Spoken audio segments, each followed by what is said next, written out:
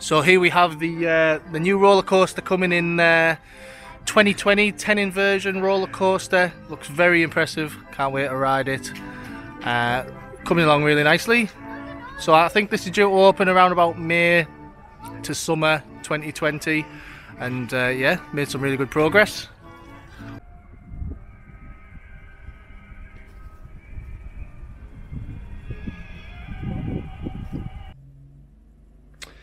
You might like this video, or you might want to subscribe to our channel.